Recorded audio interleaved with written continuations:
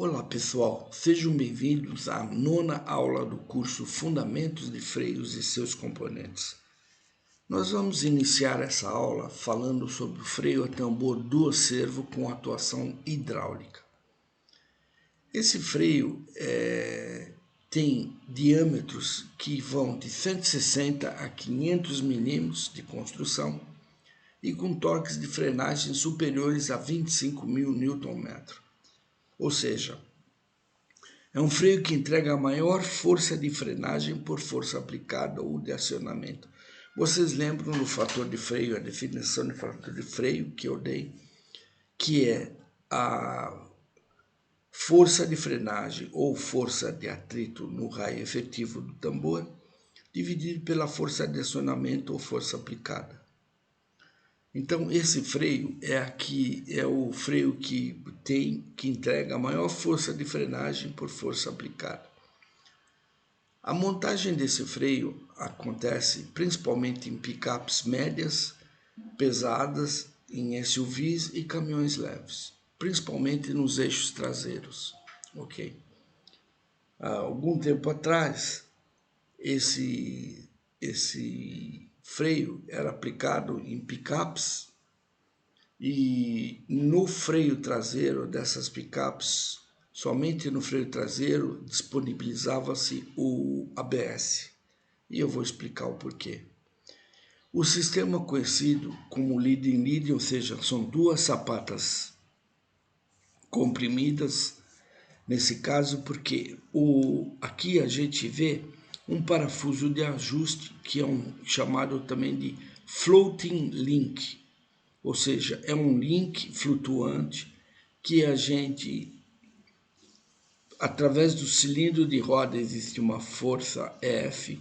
Essa força F, ela vai energizando essa sapata e essa energização, ela passa pelo floating link e vai para a sapata secundária. Então, esse freio é um freio autoenergizado e a sapata secundária recebe essa energização da sapata primária. Isso faz com que ele tenha realmente a força de frenagem por força aplicada, a maior força de frenagem, e gera uma força de atrito bastante grande. Ok.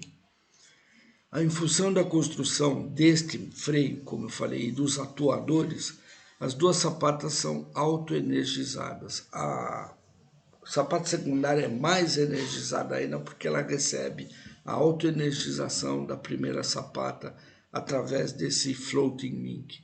Tá? Essa autoenergização se transfere para a secundária através desse parafuso floating link. Ele propicia-se maior torque de frenagem na secundária, então tem a maior pressão de contato com o tambor, a sapata secundária.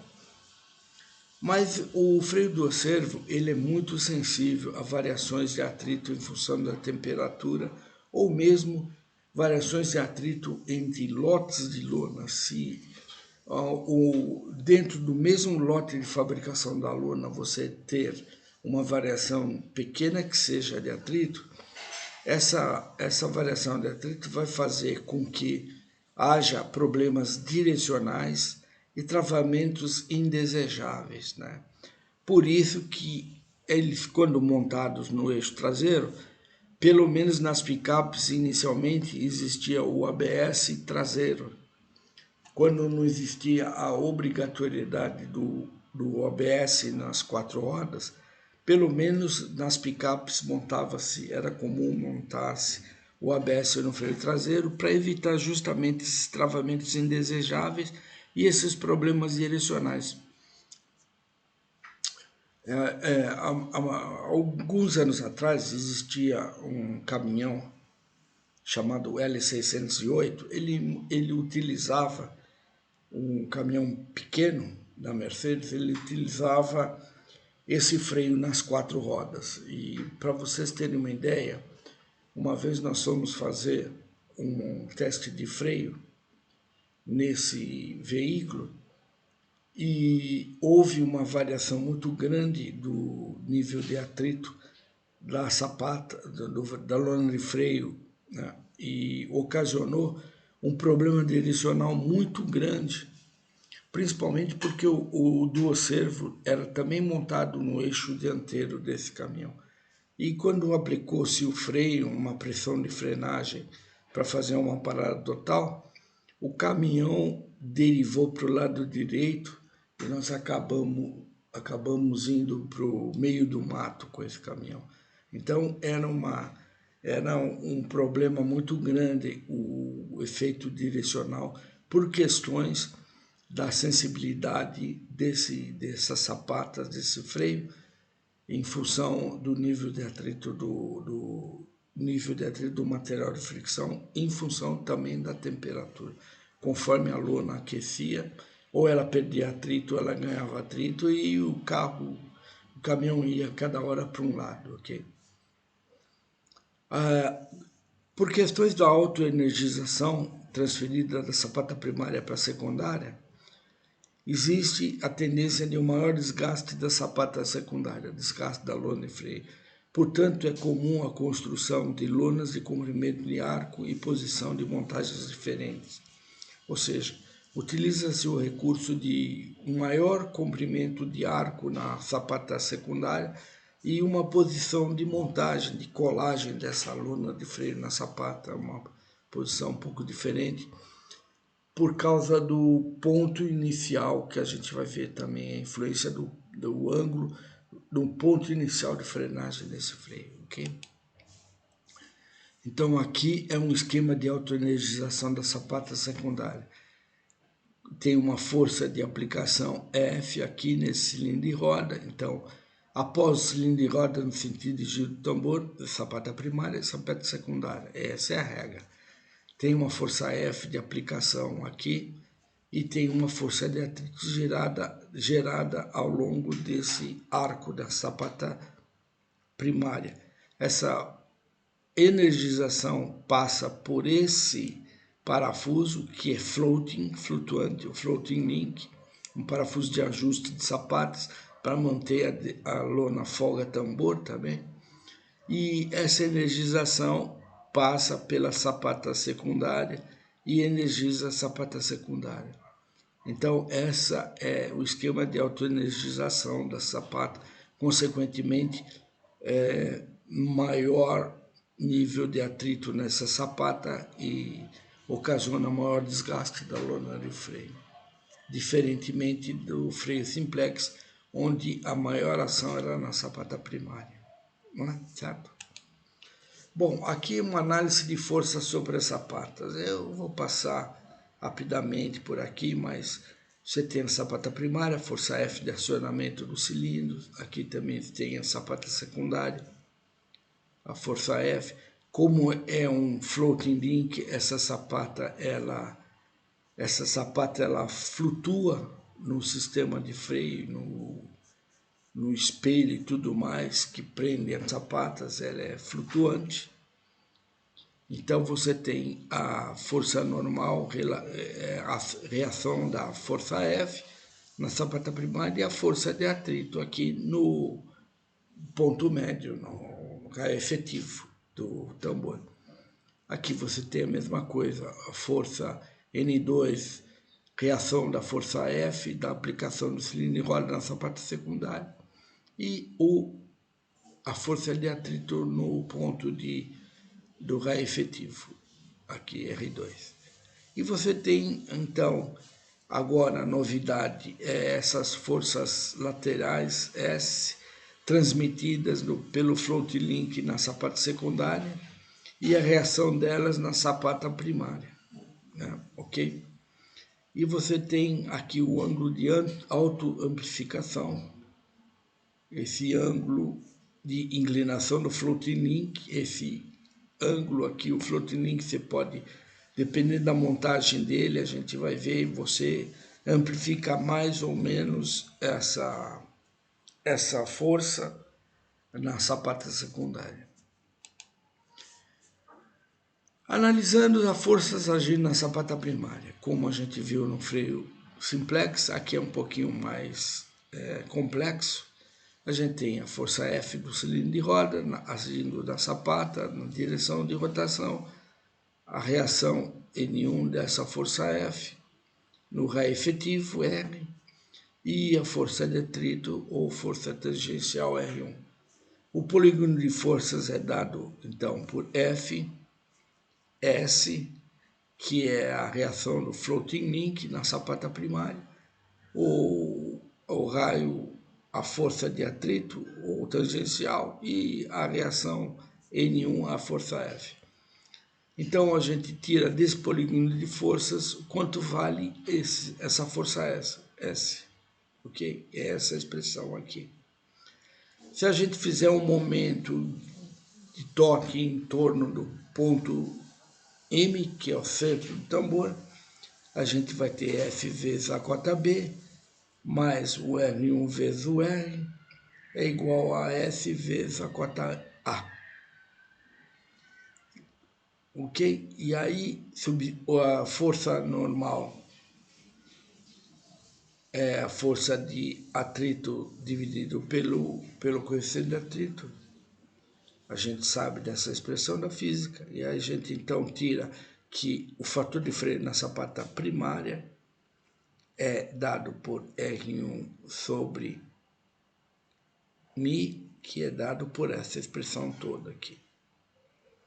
Agora a gente vai ver como se calcula na sapata secundária essa mesma força, fator de freio. Bom, o momento em torno do ponto M na sapata secundária, que ela é um pouco mais complexa porque ela está recebendo essa energização S através do floating link que vem da sapata primária. Então esse momento é S vezes o A, esse aqui, mais o R2 vezes o raio efetivo, menos F vezes a cota B, é igual a F2 na direção X vezes o R. Ok? Aqui o R. A força S2 de reação no pino da ancoragem, ela é dada por essa somatória das forças na direção de X, ou seja, S2X é N2 menos S menos F, N2 menos S, sentido contrário, menos F, sentido contrário, ok? Então, se o N2, força normal, é a força de atrito dividido por μ, força de atrito é R2, então S é dado por essa expressão aqui. A gente faz algumas manobras matemáticas, ou seja, substituindo cada uma dessas expressões nesse momento aqui, e a gente tira o fator de freio 2 da sapata secundária, que é dado pelo fator de freio da sapata primária, porque ela influencia na autoenergização da sapata secundária, mais toda essa expressão que via de regra é dada, porque essas são cotas do freio, né? A gente viu aqui o raio efetivo, coeficiente de atrito e A mais B são cotas do freio. A gente costuma simplificar essas expressões chamando este membro da equação de K1, está aqui repetido, e este membro da equação de K2. Então a gente fica aqui, o fator de freio na sapata secundária é K1 vezes C1 mais K2. C1, fator de freio da sapata primária, vezes K1, aqui, mais K2. Então, o fator de freio do servo total, a somatória dos fatores de freio de cada uma das sapatas é dada por essa expressão. Complicado, né? Esse freio é bastante complicado. Ele tem muito problema de variação com o nível de atrito da sapata. Então, o que via de regra acontece é que muitas vezes o fabricante de freio pede para o fabricante da lona de freio mudar um pouquinho o nível de atrito para tentar ganhar no fator de freio. Mas o que acaba acontecendo é que essas mudanças às vezes são catastróficas, porque você mexe muito com o fator de freio e mexe muito com a instabilidade do freio do servo. Hoje em dia a montagem do dual servo não é tão vista assim.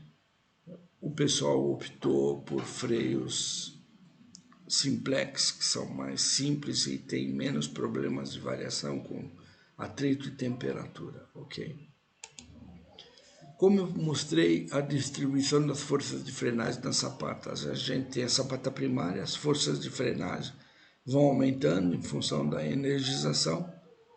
Essa energização passa pelo floating link e carrega a sapata secundária. Então a gente nota que as forças de frenagem na sapata secundária são bem maiores do que a sapata primária. E o fator de freio é bem maior do que o nível de atrito da pastilha. O fator de freio às vezes é 5, 6. E o nível de atrito da lona de freio não é tão alto assim. E a gente vê nitidamente que aqui, por exemplo, a gente vai ter um desgaste maior da sapata secundária, tá? Pela própria entrega de forças. E, via de regra, em função disso, faz a montagem de uma lona de freio com comprimento de arco maior para suplantar essa força adicional e para suplantar esse desgaste adicional, ok? Efeito da posição do floating link, ou seja, o parafuso ajustador pode ser montado a uma distância de 40, 50 ou 60 milímetros, e cada uma dessas distâncias eles influenciam diretamente no fator de freio da sapata. A gente vê que essa é a curva de um freio dual servo, né? Ou seja, pequenos ajustes no nível de atrito da lona de freio ocasionam um grande ajuste no fator de freio da sapata. Então, se a gente pegar aqui a posição do floating link 40 milímetros, por exemplo, essa curva aqui, a gente vai ver que se tiver uma lona de freio com ponto 3, o fator de freio vai girar em torno de 5, certo? Se a lona de freio pular para ponto 4 do nível de atrito, o fator de freio vai chegar a 16. Ou seja, de 5 para 16, o fator de freio da sapata é um gigantesco passo que vai desbalancear todo o sistema de freio.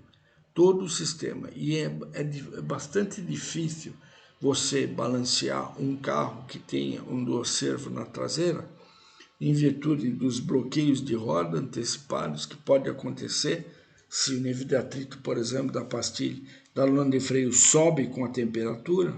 Isso pode acontecer. Via de regra, cai com a temperatura, mas tem casos que o nível de atrito sobe com a temperatura. E aí você tem uma bagunça total no balanceamento de freio do teu carro, ok?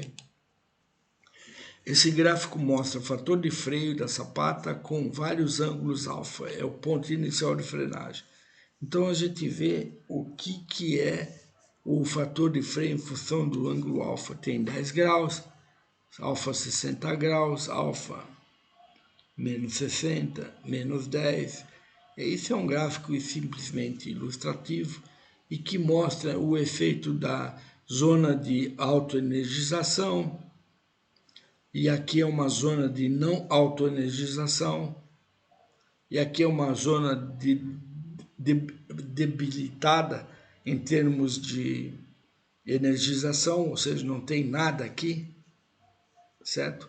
É uma zona onde esse ângulo não interfere em nada no fator de freio das sapatas, nada do freio, ok? Tá? Bom, eu fico aqui com essa aula, uma vez que esse estudo aqui é bastante complicado e bastante complexo, e eu queria dizer que eu vou iniciar um novo canal em breve. Esse canal vai chamar Aplicando a Espiritualidade, que é outra parte também que eu gosto muito e que ajuda bastante na vida da gente, nas nossas relações intra e interpessoais, nas relações pessoais e nas relações profissionais. Eu vou dar exemplos daquilo que aconteceu comigo, como eu apliquei princípios da espiritualidade. E eu desenvolvi também um trabalho chamado O Poder das Nossas Escolhas e vou iniciar por ele. Então fiquem atentos que esse canal também vai aparecer no YouTube. E em relação ao fundamento de freio, se vocês estão gostando, por favor, compartilhem com o maior número de pessoas possíveis para a gente aumentar essa comunidade que gosta desta matéria da engenharia de chassi, que ela é bastante legal. Nós vamos agora entrar na próxima aula em freios a disco. Então a gente vai ver uma série de aplicações de freios a discos de alta performance, freios a discos do Fórmula 1, freios a discos do nosso carro, freios a disco traseiro, a implicação da utilização do freio a disco, que ele tem um fator linear, fator de freio bastante linear. E se vocês estão gostando, por favor, deixem um likezinho para incentivar a gente e acione um sininho para sempre receber aulas novas, ok? E eu desejo tudo de bom para vocês e que Deus os ajude e os abençoe, ok? Um abraço a todos e até a